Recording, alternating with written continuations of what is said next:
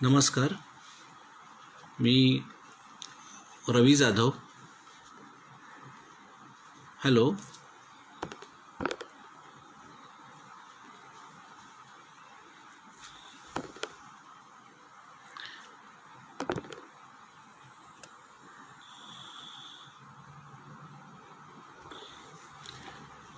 नमस्कार, मी रवी जाधव. सिंधुजन अकादमी पुणे यांच्या या व्याख्यानमालेचं हे 70वे पुष्प आहे, जे मी तुम्हा सर्वांपुढे अर्पण करतो आहे. मी मूळचा मुंबईचा आहे. मुंबई येथून माझं संपूर्ण शिक्षण झालेलं आहे, भूगोलातून आणि पुढे शिक्षणशास्त्रामध्ये. भूगोलामध्ये माझं स्पेशलायझेशन नकाशाशास्त्र या विषयाचं आहे आणि नकाशाशास्त्राचा अभ्यास करताना भूगोलाचा अभ्यास करणं अपरिहार्य असतं.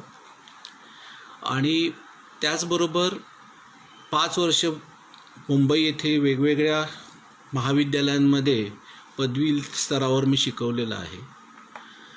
सध्या मी बालभारती म्हणजे पाठ्यपुस्तक मंडळ पुणे हे महाराष्ट्र राज्याची जी संस्था आहे तिथं काम करतो आणि तिथं भूगोल विषयाचं काम पाहतो आम्ही. आणि भूगोलासह भूशास्त्र, अर्थशास्त्र, मानसशास्त्र, परिसर अभ्यास आणि पर्यावरणशास्त्र असे आणखीन 5 विषय मी सांभाळतो. आणि या सर्व विषयांचा मी समन्वयक आहे आणि पुस्तकांसाठीचा संयोजक देखील आहे. डॉक्टर सुजित सरांनी मला सुचवलं होतं की भूगोलाचं आणि पुरातत्वशास्त्र जे आहे त्यांच्या संदर्भाने काही आपल्याला लोकांपुढे ठेवता येईल का. तर मी त्यांना म्हणालो नक्कीच ठेवता येईल, कारण मुंबईच्या पुरातत्व शाखा जी आहे भारत सरकारची, तिथं एकदा दोनदा मी विशेष करून गेलो होतो. त्यांच्याकडे खूप पुराभिलेख आणि पुरातत्व शाखीय अनेक बाबी तिथं दिसतात आणि त्या अभ्यासलेल्या होत्या मी त्या काळामध्ये. आणि असं लक्षात येतं की एकंदरीत हा जो विषय आहे म्हणजे भूगोल हा जो विषय आहे त्याचं एक स्वरूप थोडंसं लोकांपुढे ठेवणं आवश्यक आहे. त्यासाठी आपण सगळेच वेगवेगळ्या विषय आणि विद्याशाखेतले प्रावीण्यप्राप्त लोक आहात, त्यामुळे वेगळं असं खूप डिटेलमध्ये मला फार गोष्टी वरवरच्या सांगूनही चालणार नाही आणि डिटेलही सांगून चालणार नाही आहे खूप. पण मला असं वाटतं की भूगोलाचं एक स्वरूप जे तुम्ही शालेय स्तरावरती पाहिलेलं आहे, म्हणजे हा विषय कंपल्सरी असल्यामुळे शालेय स्तरावर हा बहुतेक सगळ्यांनीच अभ्यासलेला आहे. तर ते एक फार असं थोडक्यात थोडंसं त्या विषयाला म्हणजे टच करणारा वगैरे असा थोडासा तो भाग आहे. पण या विषयामध्ये खूप खोल आणि खूप अनेक बाबी इन्वॉल्व आहेत. म्हणजे त्यांचा बराच भाग आपल्याला हा वरच्या स्तरावरती शिकताना अभ्यासावा लागतो. आपल्याकडे जी वेगवेगळी विद्यापीठं आहेत त्या विद्यापीठांचा जो अभ्यासक्रम आहे तो समान नाही आहे वेगवेगळ्या स्तरावर पाहिलं तर. म्हणजे मुंबई विद्यापीठाचा वेगळा आहे, तर पुणे विद्यापीठाचा वेगळा आहे, पुन्हा शिवाजी विद्यापीठाकडे जाल तर तिथं अजून वेगळं आहे. आणि हे स्वरूप बदलतं दिसतं आहे. आणि एकंदरीत त्या विषयामधल्या ज्या विविध शाखा आहेत त्याचे प्रावीण्यप्राप्त प्राध्यापक उपलब्ध असतील त्यानुसार तिथं बऱ्याच वेळेला ते विषय शिकवले जातात. कारण या विषयामध्ये अनेक शाखा आहेत, अनेक म्हणजे खूप मोठ्या प्रमाणावर आपण त्याच्यामध्ये आंतरशाखीय प्रवाह दिसतो आम्हाला.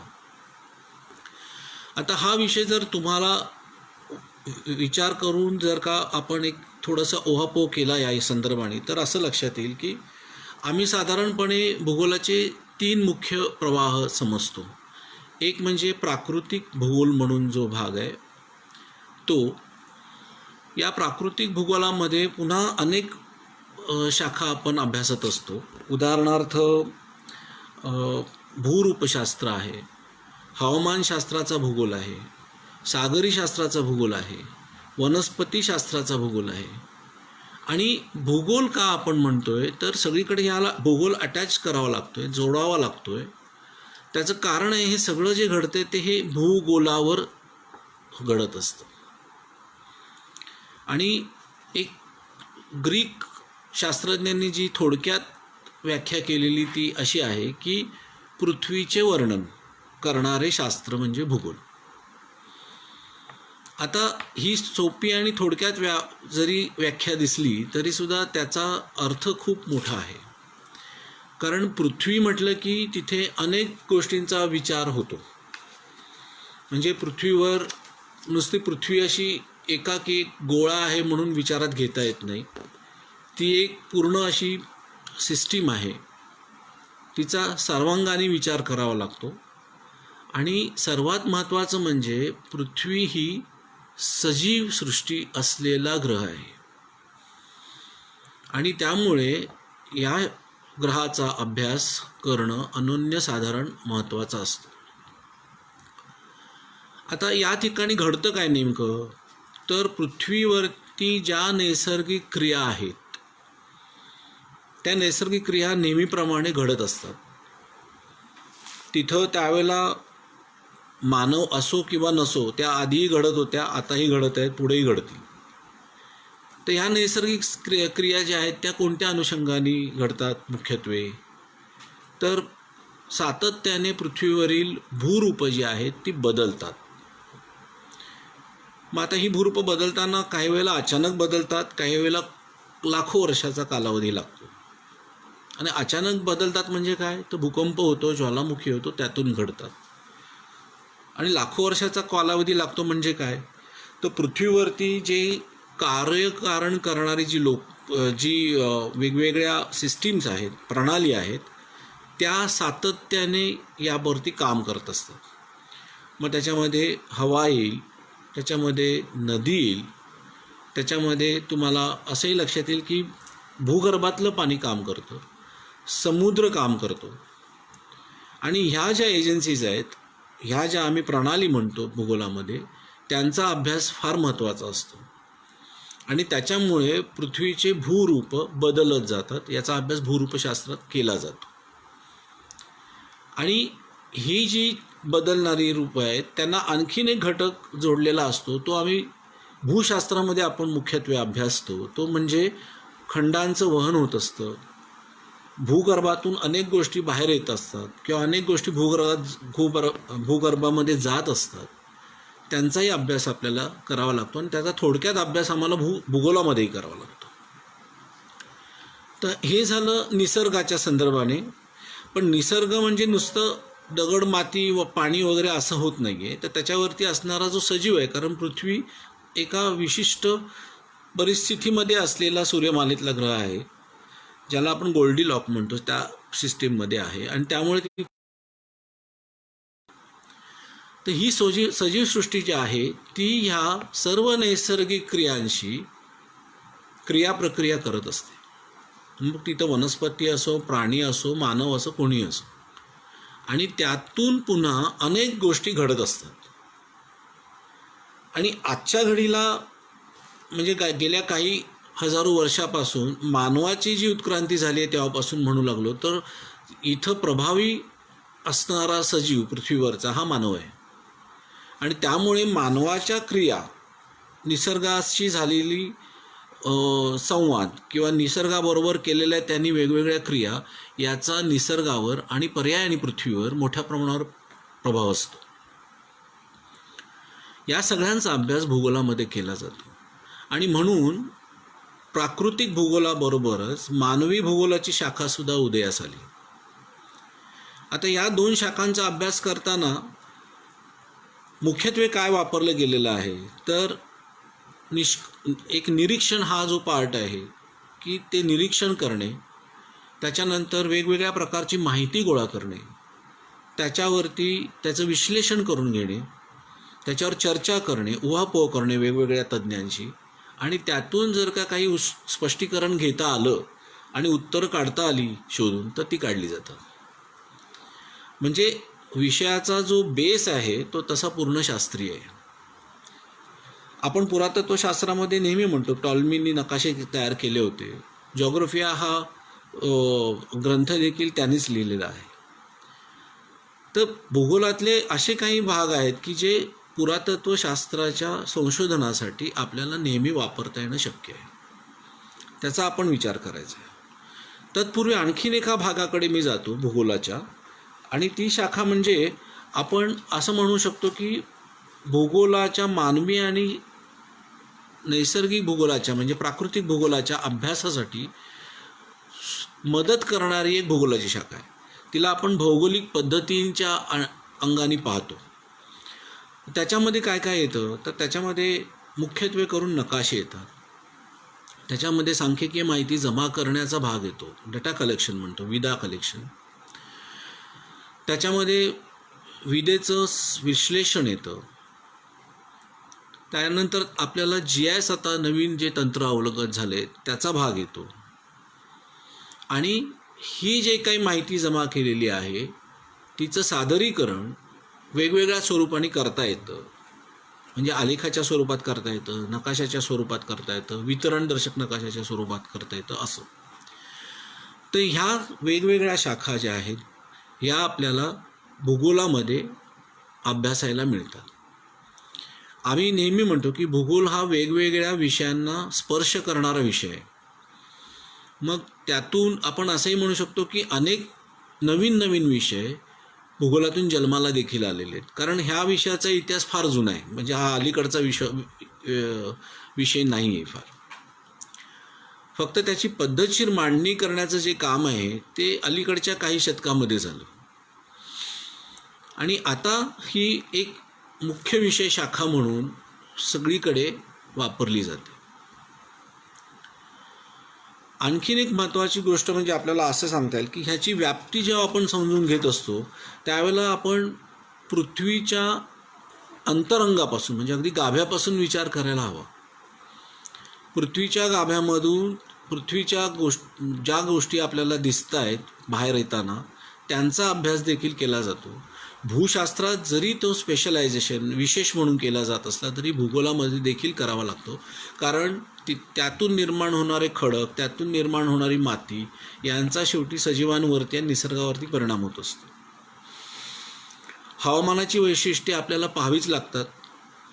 हवामानशास्त्र हे वेगळं शास्त्र असलं तरी देखील एक मूलभूत जो गाभा आहे या संदर्भातला तो पृथ्वीच्या अंगाने आहे. म्हणजे जर पृथ्वीचं कलनं झालंच नसतं, पृथ्वी स्वतःभोवती फिरलीच नसती आणि त्याचबरोबर ती सूर्याभोवती फिरली नसती तर हवामानाची काय परिस्थिती असती असा आपल्याला नेहमी प्रश्न पडायला पाहिजे. ती परिस्थिती नक्कीच चांगली झाली नसती. कारण हवामानशास्त्र या विषयामध्ये हवामानापर्यंतच आपण शिकतो, पण हवामानाचा होणारा जो परिणाम आहे निसर्गावर तसंच आपल्या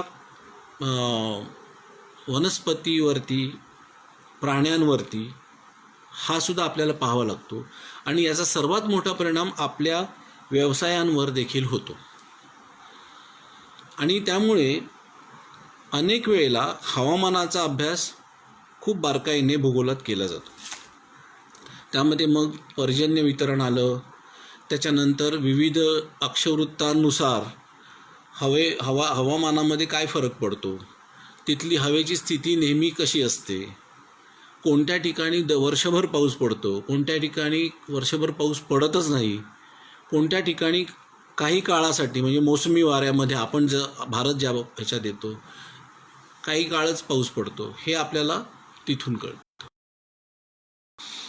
आणि हवा, पाणी, जमीन यांचा जो अनन्य संबंध आहे त्याचा एक एकत्रित अभ्यास असा भूगोलामध्ये होतो. आणि म्हणून हे या विषयाचं वैशिष्ट्य समजलं जातं.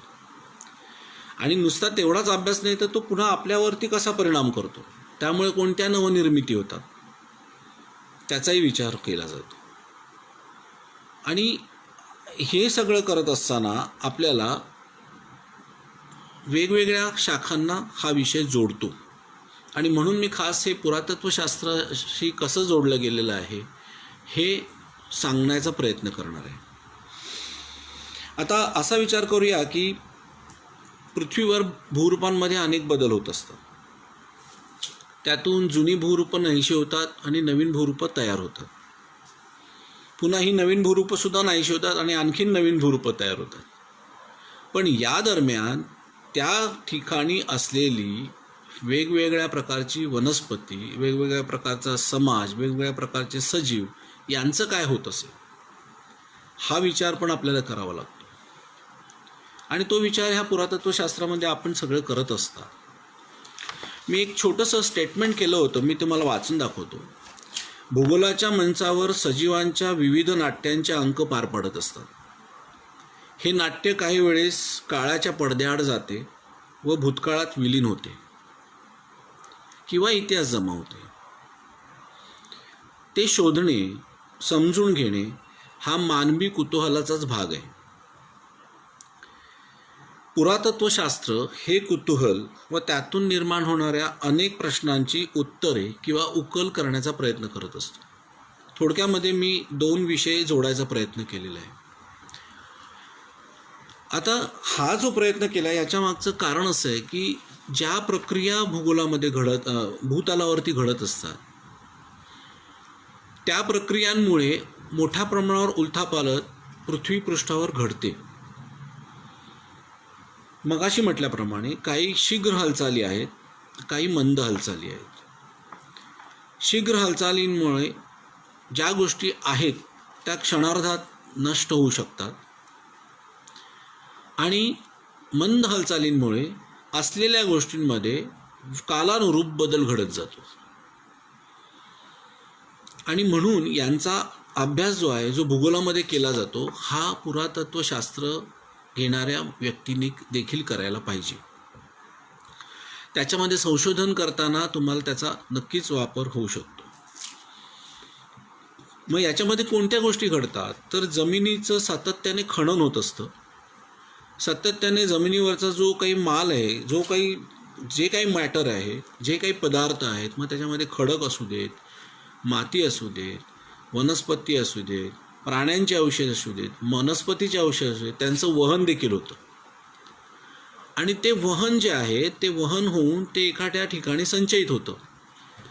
त्यातल्या त्यात जिथं जो भाग सखल आहे त्या ठिकाणी ते संचयन होतं. म्हणजे खनन, वहन आणि संचयन या 3 गोष्टी वेगवेगळ्या कारकांद्वारे केल्या जातात. मग त्याच्यामध्ये हवा आली, पाणी आलं, समुद्राचं पाणी आलं, भूगर्भातलं पाणी आलं, या सगळ्यांमुळे ह्या गोष्टी घडतात. आता हे जे घडत असतं त्याच्यामुळे मोठ्या प्रमाणावरती पृथ्वीचा जो पृष्ठ आहे त्यामध्ये बदल घडतात. त्याला काही काळ लागतो, काही लाखो वर्ष जातात त्यासाठी, पण हे घडत जातं. आणि या सर्वाचा जो परिणाम आहे तो भूपृष्ठावरती सजीवांचा जो आकृतिबंध आहे त्यावरती होतो. म्हणजे आज ज्या ठिकाणी जी वनस्पती पाहायला मिळते ती काही लाख वर्षापूर्वी तिथं नव्हती, हे आपल्याला लक्षात येतं. आपण खंडांचं वहन म्हणून जी थेअरी किंवा जी एक गोष्ट समजून घ्यायचा प्रयत्न करतो की कधी एकेकाळी सगळे खंड एकत्र होते, मग त्यांच्यामध्ये मोठ्या प्रमाणावरती भेगा पडल्या, ते एकमेकांपासून विलग झाले आणि ते आता एका विशिष्ट दिशेने प्रत्येक खंडाचं वहन होते. आणि हे खंड जे आहेत ते विशिष्ट भूपट्टांवरती आहेत आणि त्यामुळे ते वहन होत असतं. आणि त्यातून अनेक गोष्टींची उकल जी आहे ती पुरातत्वशास्त्रीयदृष्ट्या, भूशास्त्रीयदृष्ट्या आता होऊ लागलेली आहे. तर याचा जो वापर आहे हा आपण भूगोलामध्ये मोठ्या प्रमाणावरती म्हणजे ह्याचा अभ्यास केला जातो. आणि विषयांचं जे आंतरसंबंध आहेत, आंतरशाखीय संबंध आहेत, ते आपल्याला इथं स्पष्टपणे मांडता येतात.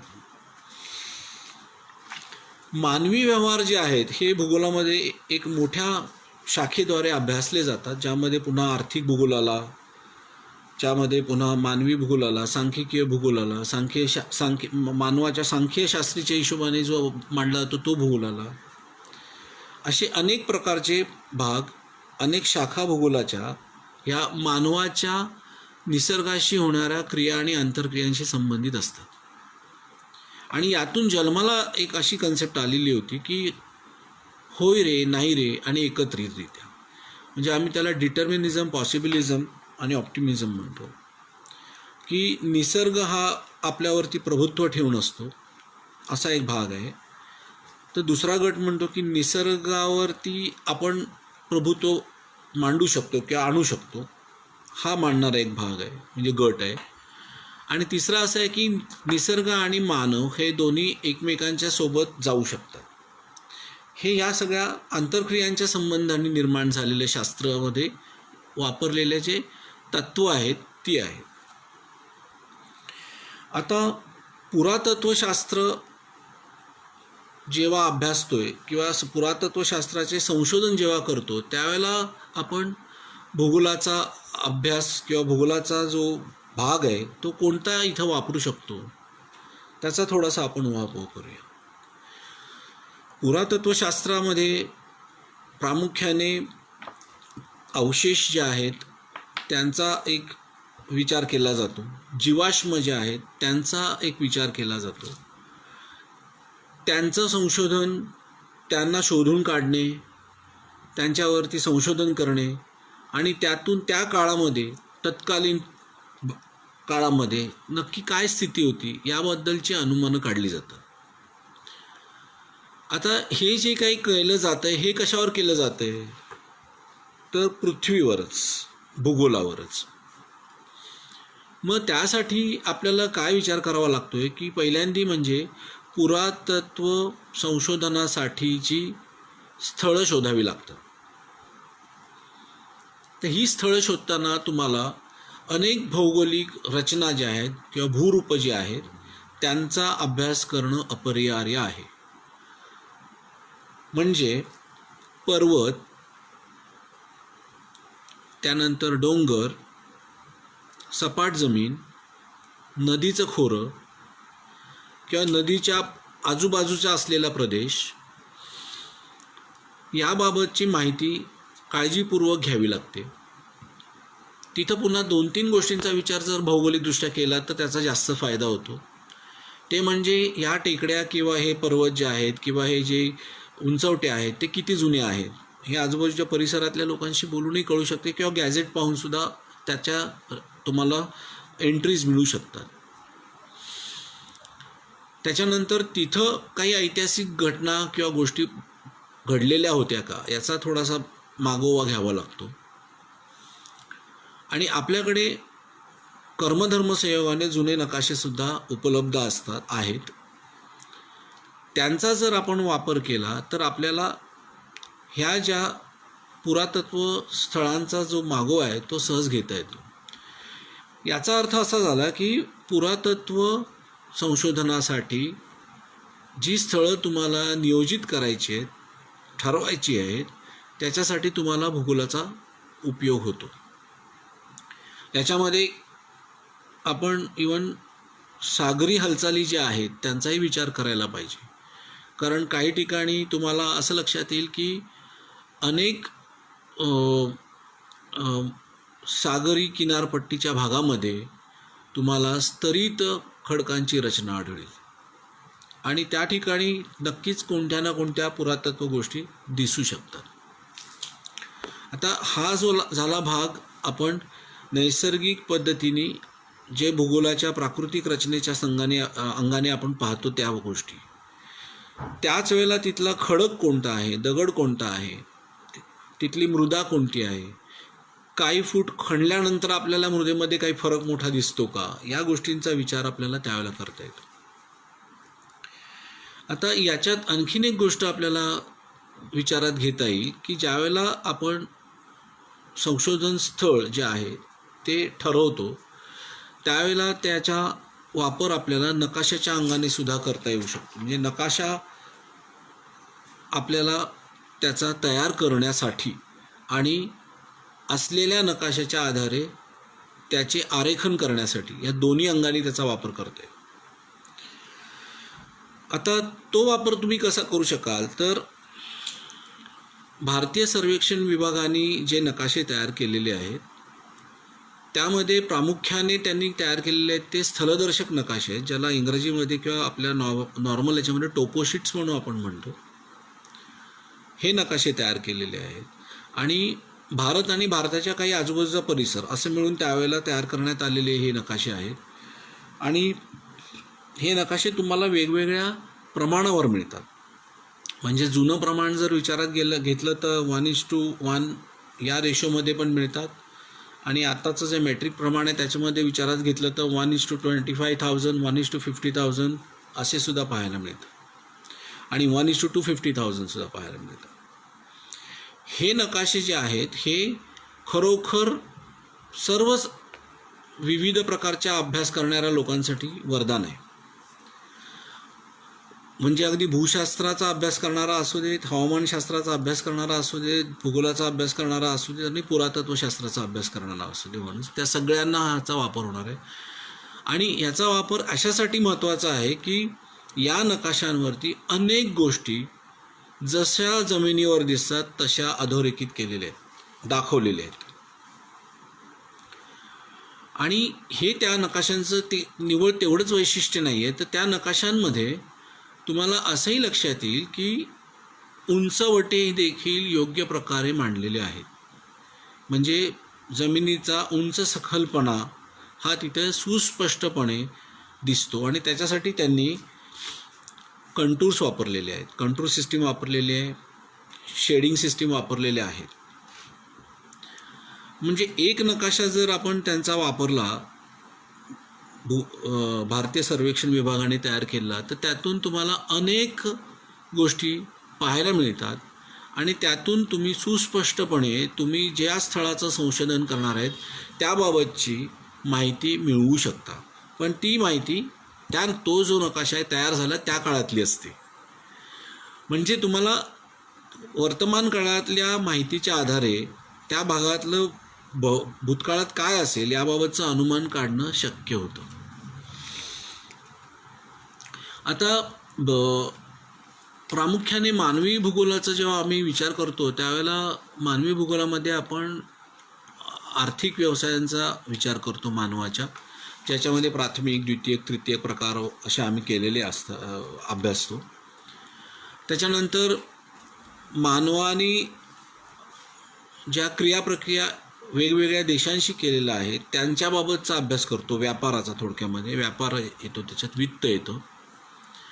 आणि मानवाच्या स्वतःच्या म्हणजे लोकसंख्येच्या संदर्भाने पण ह्याचा वापर केला जातो मोठ्या प्रमाणावरती.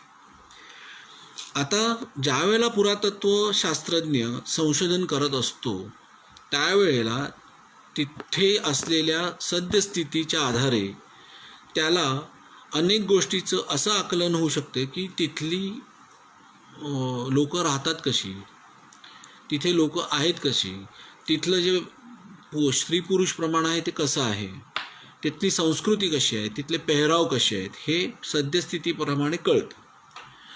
आणि ज्यावेळेला तुम्ही उत्खनन करता ॲक्च्युली आणि संशोधन करायला लागतो त्यावेळेला तुम्हाला काही वेळेस त्या गोष्टींचा आणि सद्यस्थितीतल्या काही गोष्टींचा दुवा सापडू शकतो. आणि म्हणून सद्यस्थितीमध्ये काय आहे मानवाची तिथली परिस्थिती हे समजणं फार महत्त्वाचं असतं आणि त्याचा अभ्यास होणं आवश्यक आहे.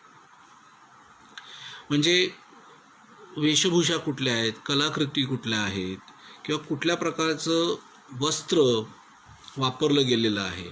अर्थात ते काळानुसार त्याच्यामध्ये खूप मोठा फरक पडू शकतो, पण एक कनेक्टिव्हिटी जी आहे ती पुरातत्वशास्त्रज्ञाला करता आली पाहिजे तयार. त्यासाठी सद्यस्थितीची मानवी भूगोलामध्ये असलेले अभ्यास जो आहे त्याचा थोडासा विचार व्हायला पाहिजे.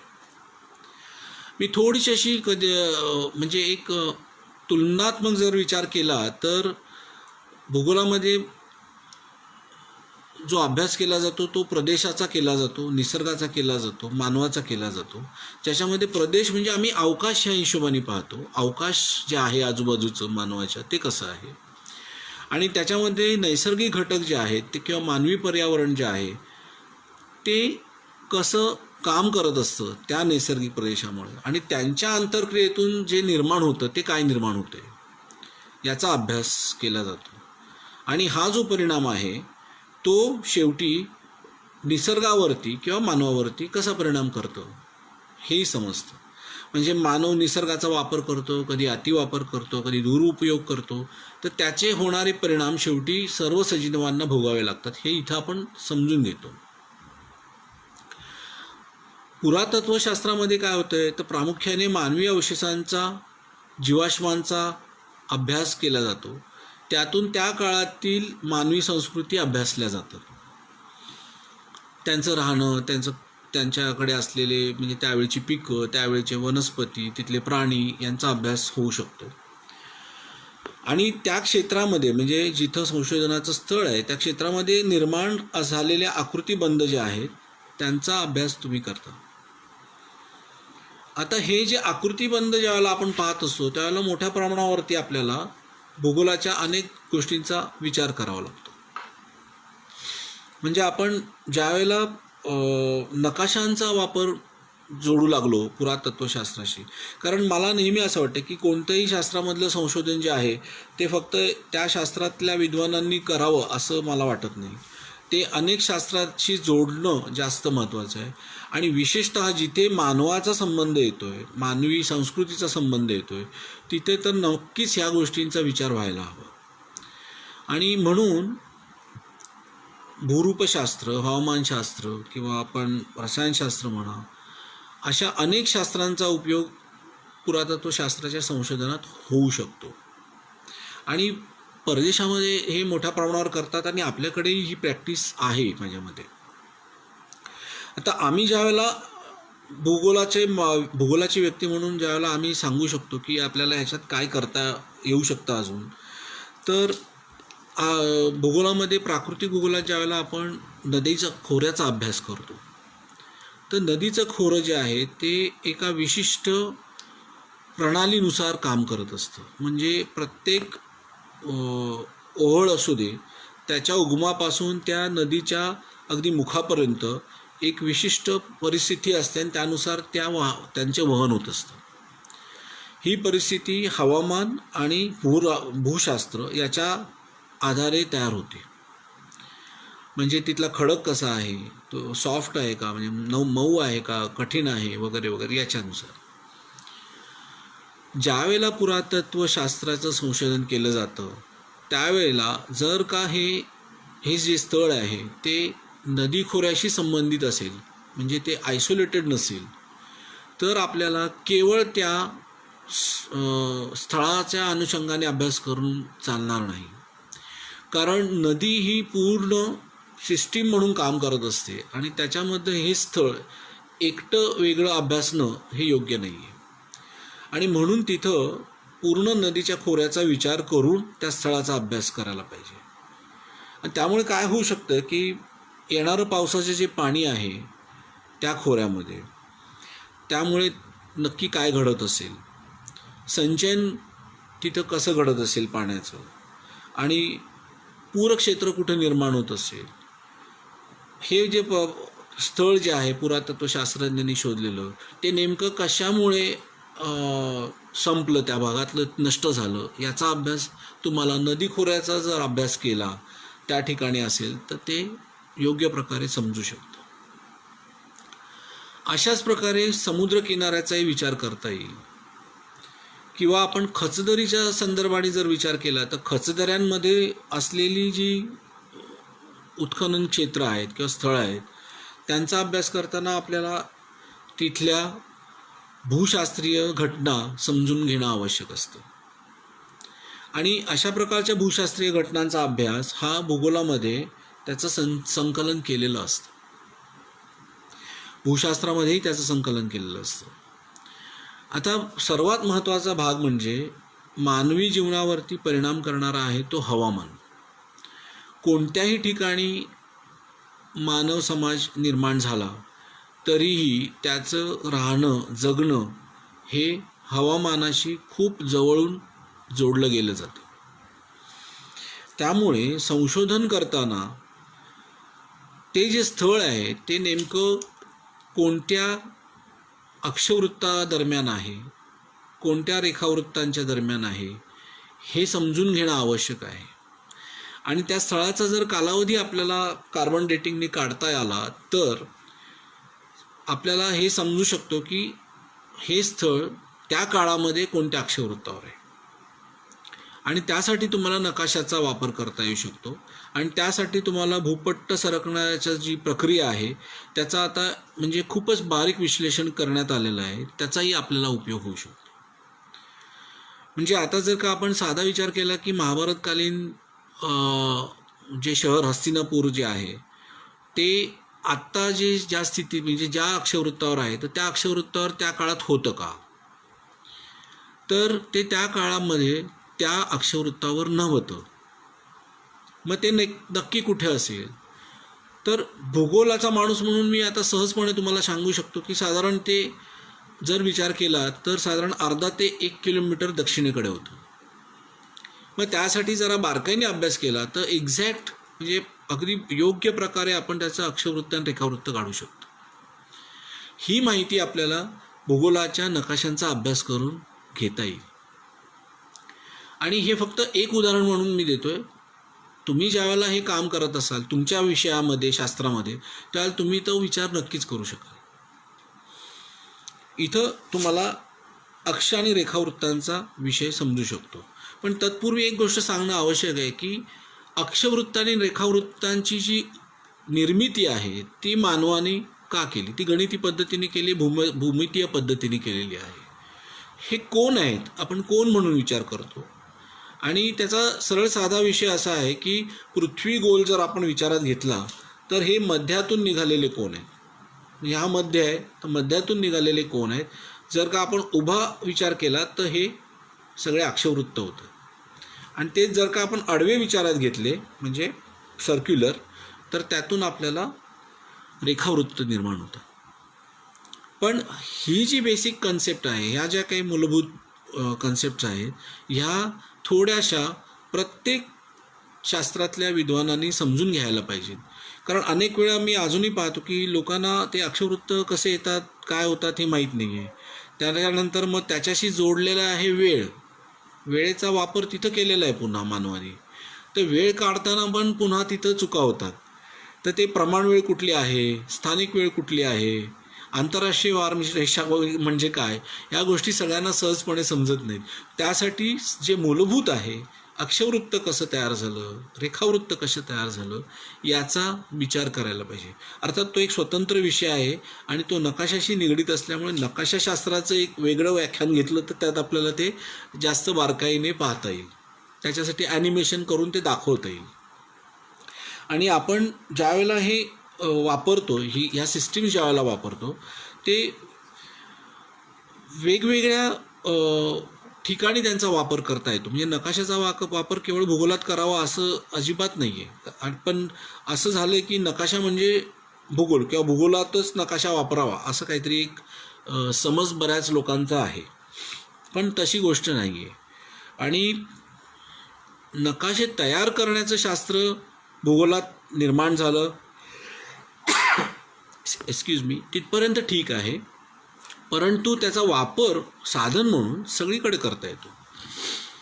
आता नकाशामध्ये असा विचार करा की नकाशा तुम्हाला पुरातत्व क्षेत्राचा तयार करायचा आहे. तर त्यासाठी नकाशा म्हणजे काय हे आधी समजून घेणं आवश्यक आहे. अगदी आपण 3रीच्या इयत्तेपासून नकाशाचा अभ्यास करायला सुरुवात करतो महाराष्ट्रामध्ये.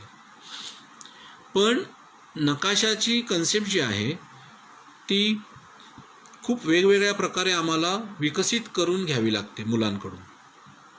आणि त्यासाठी सक्षम शिक्षक लागतात की ते कसं तयार झालं हे सांगणारे.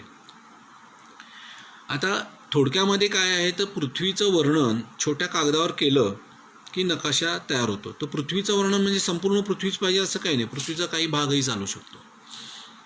पण तिथं फार महत्त्वाची गोष्ट अशी घडलेली आहे की इथं आपण दिशा आणि प्रमाण हे जोडलेलं आहे. म्हणजे जर का तुम्ही एखादं तुमच्या भागातला जर नकाशा तयार केला, आराखडा म्हणू मी त्याला, कारण त्याला दिशा नाही आहे, त्याला तुम्ही प्रमाण देत नाही आहात, मग तो एक स्केच द्याला स्केच म्हणून त्याचा वापर करता येईल.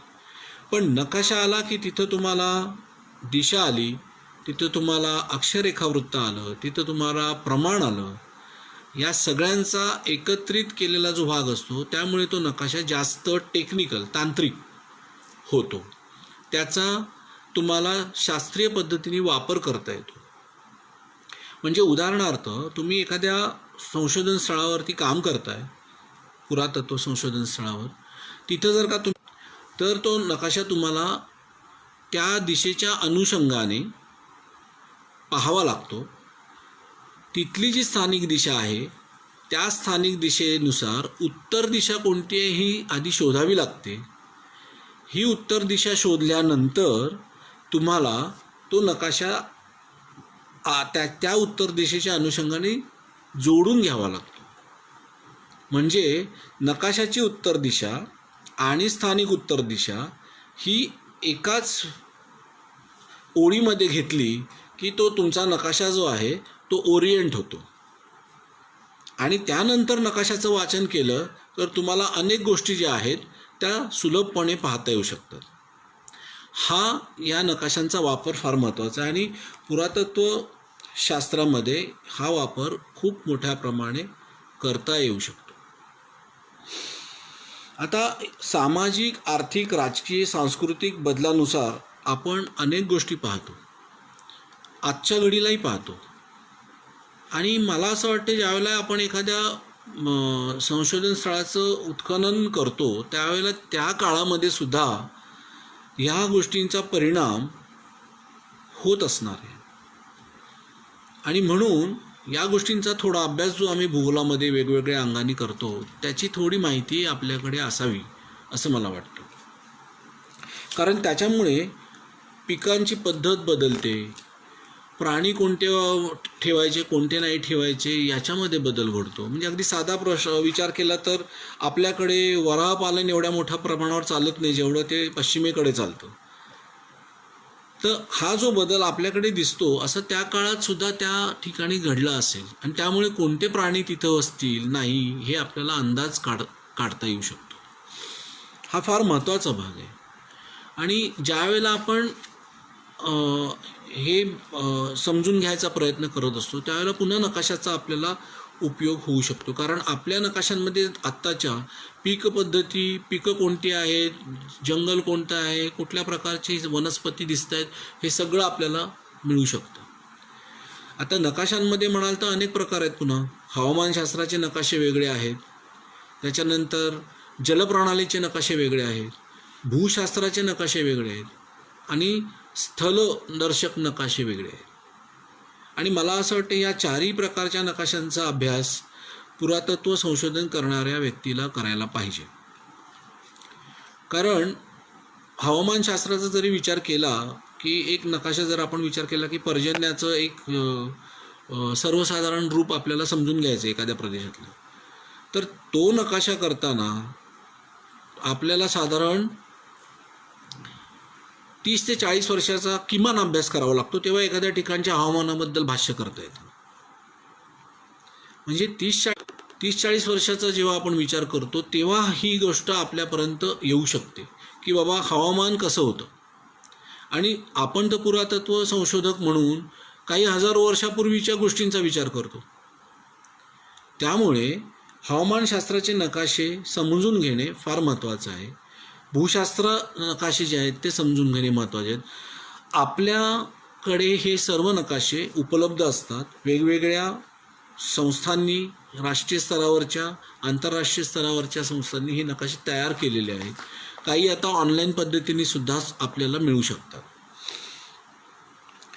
आता पुरातत्व संशोधक म्हणून अजून एक महत्त्वाची गोष्ट भूगोलाच्या अनुषंगाने तुम्ही पाहू शकता ती म्हणजे एखाद्या स्थळाचे निर्माण होणं, पुरातत्व स्थळ जे आहे तेथे मानवी वस्ती निर्माण होणं किंवा ती नष्ट होणं याच्या मागची कारणं कोणती आहेत ही आपल्याला भूगोलाच्या अनुषंगाने पाहता येतात.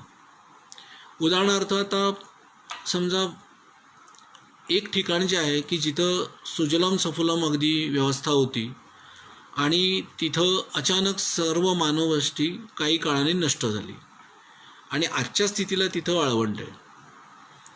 मग हे वाळवंट निर्माण होण्यामागचे जी मूलभूत कारणं आहेत ती कोणती आहेत ती तुम्हाला त्याची उत्तरं भूगोलातून काढता येऊ शकतात. मग त्यावेळेला तुम्हाला तिथं हवामान कोणतं होतं, तिथल्या जमिनीवरती, खडकावरती कोणते परिणाम झाले हे समजून घेऊ शकतो. आता आम्ही साधा विचार करतो की उदाहरणार्थ जावा सुमात्रामध्ये भूकंप झाला, त्याच्यामुळे मोठ्या प्रमाणावरती हादरे निर्माण झाले होते, सुनामी आल्या होत्या, आपल्याकडचे काही आयलंड जमिनीखाली म्हणजे पाण्याखाली गेले. हे आपल्याला आता दिसणारे परिणाम म्हणून आपण विचार करू शकतो. पण ज्यावेळेला हा भूकंप झाला त्यावेळेला कितीतरी मोठ्या प्रमाणावरती प्रचंड मोठी ऊर्जा बाहेर पडली. ही जी ऊर्जा बाहेर पडलेली असते तिचा परिणाम काय होतो, आणि त्या भूकंपाचे हादरे एवढे मोठ्या प्रमाणावर होते की संशोधकांनी त्या काळात असं सांगितलं होतं की पृथ्वीचा जो आस आहे तो सुद्धा हलला. आता महत्त्वाची गोष्ट इथं अशी लक्षात घ्या की ही तात्कालीन त्या काळामध्ये काही क्षणासाठी घडलेली घटना आहे, पण त्याचे फार दूरगामी परिणाम आपल्याला भविष्यात दिसणार आहेत.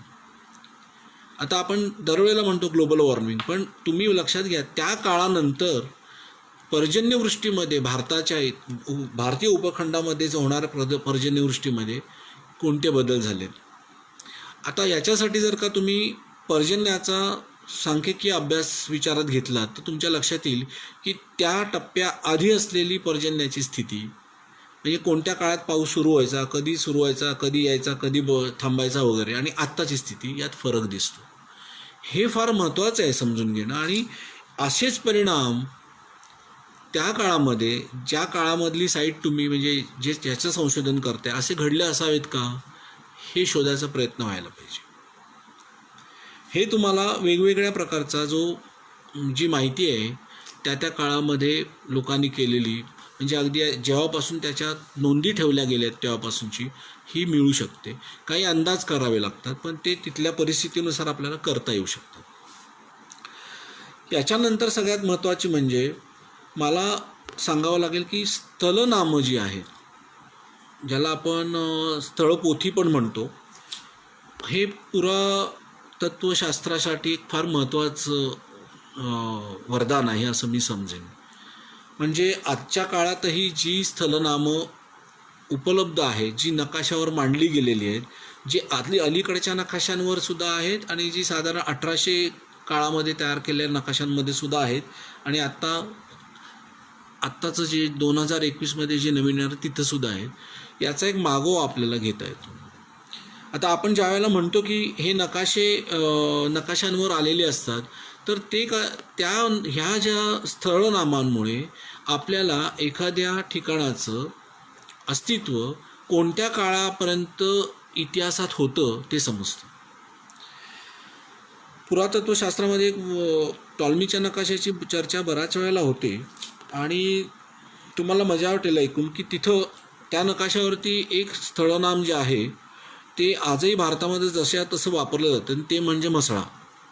समुद्रकिनाऱ्यावरचं एक बंदर आहे, त्या काळामध्ये ते एका वेळेस खूप प्रसिद्ध असेल. आता ते प्रसिद्ध नाही, पण म्हसळा नावाचा तालुका रायगड जिल्ह्यामध्ये आहे, आणि तिथं म्हसळा नावाचं एक स्थानही आहे, आणि ते त्या नकाशावरती त्या काळात त्यांनी दाखवलेलं आहे. म्हणजे ही जी स्थलनामं आहेत ही आपल्याला संशोधनासाठी खूप महत्त्वाची असतात.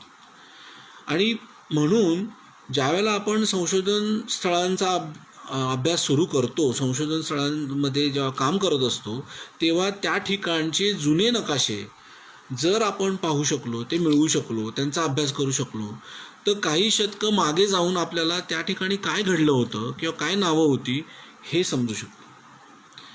आता सर्वश्रुत असल्याप्रमाणे मला जे म्हणायचं आहे ते म्हणजे उदाहरणार्थ आपण पूर असं एका नावापाठी लिहितो आणि बाद असं एका नावापाठी लिहितो.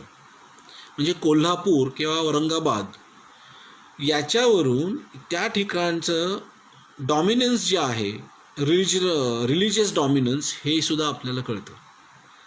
कारण औरंगाबाद हे जर नाव आपण विचारात घेतलं की आपोआप आपल्या पुढे लक्षात येतं की विशिष्ट धर्माचे तिथे डॉमिनन्स त्या काळामध्ये असणार ज्या वेळेला ते तयार झालं. कोल्हापूर म्हटलं की तिथं वेगळ्या एका विशिष्ट धर्माचं जे आहे ते डॉमिनन्स तिथं असतं. तर ही स्थलनामांचा अभ्यास संशोधन करताना प्रत्येकाने करायला हवा, विशेषतः पुरातत्वशास्त्रामध्ये ज्यावेळेला आपण विचार करत असतो. त्यासाठी तुम्हाला स्थलमात्म्य, स्थळपोत्या या उपलब्ध असतात, आणि अवशेष जे सापडत आहेत त्यावरून तुम्हाला म्हणजे विषयातले तज्ज्ञ असल्यामुळे पटकन त्याबद्दल तुम्हाला विश्लेषण करून भाष्य करणं शक्य असतं. पण त्याची जोड जी आहे ती आजच्या समाजाशी, आजच्या परिस्थितीशी करता येणं ही फार महत्त्वाचं असतं. आणि म्हणून भूगोलातल्या ज्या विविध बाबींचा मी विचार करायला लावतोय सारखा, की मानवी भूगोलाचा अभ्यास व्हायला हवा, प्राकृतिक भूगोलाचा अभ्यास व्हायला हवा, ते यासाठीच सांगतो.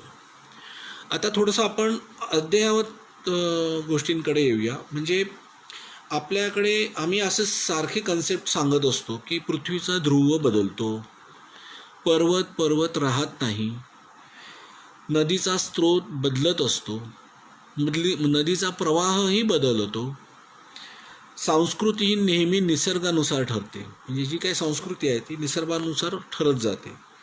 आणि बदल ही एकमेव कालातीत सत्य आहे. आता हे जे बोल्ड स्टेटमेंट आपण वेगवेगळ्या वेळेला व्याख्यानांमध्ये करत असतो, त्यावेळेला असं लक्षात घ्या की आपण सगळ्या गोष्टींचा एक पॅटर्न आकृतीबंध विचारात घेऊन हे बोलतो. म्हणजे भारतामध्ये आत्ता आपण ज्या भागात राहतोय तिथं अशी परिस्थिती आहे की एकेकाळचा प्राचीन सर्वात उंच पर्वत हा भारतात होता आणि एकेकाळचा आत्ताचा अगदी अर्वाचीन उंच पर्वत देखील भारतात आहे असं आपण म्हणतो. म्हणजे काय होतंय, तर आत्ताचा जो नवीन पर्वत निर्माण झालेला आहे ज्याची उंची अजूनही वाढते, हिमालय, तो भारताशी संबंधित आहे, भारताचं काही क्षेत्र त्याच्यात आहे. आणि जो पर्वत कधी काळी खूप उंच होता तो आता म्हणजे तुम्हाला असं वाटणार नाही की इथं पर्वत होता, तिथून जर जाऊ लागलो तर ते म्हणजे राजस्थानमधला विंध्य, तो एक काळी उंच होता. म्हणजे असे दोन्ही पर्वत भारतामध्ये होते. याचा अर्थ असा आहे की अनेक गोष्टी त्या दरम्यान घडून गेलेल्या आहेत, त्याचा आपल्याला तिथं उपयोग किंवा वापर करता येऊ शकतो.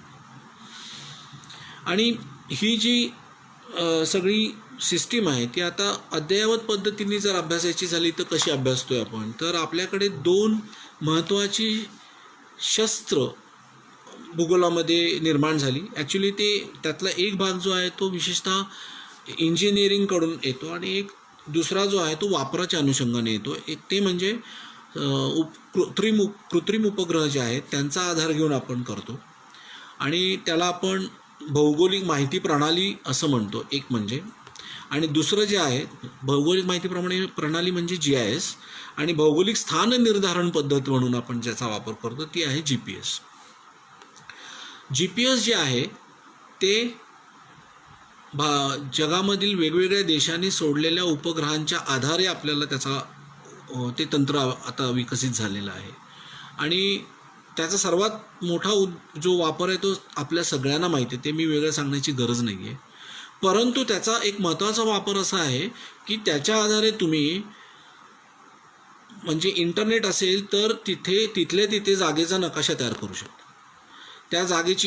त्या जागेची उंची समजू शकते, त्या जागेची जी एकूण एरिया जो आहे म्हणजे आपल्याला किती किलोमीटरमध्ये तो प्रदेश आहे किती मीटरमध्ये ही एरिया आहे ते कळू शकतं. आणि त्या ठिकाणचा जो एक कंटूर मॅप आहे तोही तयार करता येतो. हे GPSच्या आधारे आपल्याला तिथल्या तिथे करता येतं. आणि त्याच्यासाठी आपल्याला फक्त ते जे सॉफ्टवेअर्स असतात GPS ट्रॅकर ते महत्त्वाचे असतात आणि गुगल मॅप महत्त्वाचं असतं. आपल्याकडे भुवन ही आता आपली स्वतःची प्रणाली आलेली आहे, ती आपण वापरू शकतो. भौगोलिक माहिती प्रणाली ही जी सॉफ्टवेअर्स आहेत, वेगवेगळी सॉफ्टवेअर आहेत, त्याच्यामध्ये ArcGIS आहे, त्याच्यामध्ये तुमचे आत्ता आम्ही वापरतो जे म्हणजे त्याला QGIS म्हणतो, जे ओपन प्लॅटफॉर्मला आहे, ते सर्वसाधारणपणे सगळ्यांना वापरता येतं अशा पद्धतीचं, जे म्हणजे सगळ्यांना ते विकत घ्यावं लागणार नाही, डायरेक्ट डाउनलोड करून वापरता येईल. QGIS म्हणून जे आहे तेही वापरता येतं. त्याच्यानंतर ग्लोबल मॅपर म्हणून एक सॉफ्टवेअर आहे, ते एक चांगलं आहे. असे 2-3 वेगवेगळी सॉफ्टवेअर तुम्ही मॅपिंगसाठी आणि म्हणजे जॉग्राफिकल इन्फॉर्मेशन सिस्टीम म्हणून वापरू शकता. याच्यामध्ये तुम्हाला मॉडेलिंग करता येतं, त्रिमितीय मॉडेलिंग तयार करता येतं.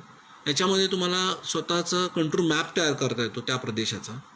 आणि याच्यामध्ये तुमच्याकडे जर का स्टॅटिस्टिकल डेटा असेल, प्रॉपर असेल, अगदी नीट मिळालेला, अक्षर रेखावृत्त कोऑर्डिनेट जोडलेला, तर तुम्हाला त्यावर अनेक बाबी वेगवेगळ्या दाखवता येतं. आता ह्या सगळ्या गोष्टी ह्या तुम्हाला GIS आणि GPSच्या आधारे करणं शक्य आहे. मुळामध्ये आम्ही ज्यावेळेला नकाशे करतो भूगोलामध्ये, त्यावेळेला भूगोलाचे नकाशे हे विषयानुरूप असतात, ज्याला आम्ही थेमॅटिक मॅपिंग म्हणतो. आणि थेमॅटिक मॅपिंग हे तुमच्या म्हणजे पुरातत्वशास्त्रासाठी सुद्धा उपयोगी पडणारा भाग आहे. थीमॅटिक मॅपिंग करताना तुम्हाला विषयानुरूप तुम्हाला ते करता येईल. म्हणजे समजा तुमचं संशोधन स्थळ जे आहे, प्रदेश आहे, त्याच्यामध्ये पिकं कोणती होती याचा एक वेगळा नकाशा, त्याच्यामधली नगररचना कशी होती यांचा एक वेगळा नकाशा, आणि ते एकाच स्केलवर घ्यायचं. त्यामुळे काय होतं, ते ज्यावेळेला ओव्हरलॅप करतो आपण, एकावर एक ठेवतो, तेव्हा एक स्पष्ट रचना त्या काळातली तुमच्या पुढे येऊ शकते. आणि हे अगदी सोप्या आणि साध्या पद्धतीने ट्रेसिंग पेपर किंवा कम्प्युटर वापरून संगणकाच्या आधारे तुम्ही सहज करू शकता. त्याला ओव्हरलेईंग पद्धत म्हणतात आणि त्या पद्धतीने हे तुम्हाला तयार करणं शक्य आहे.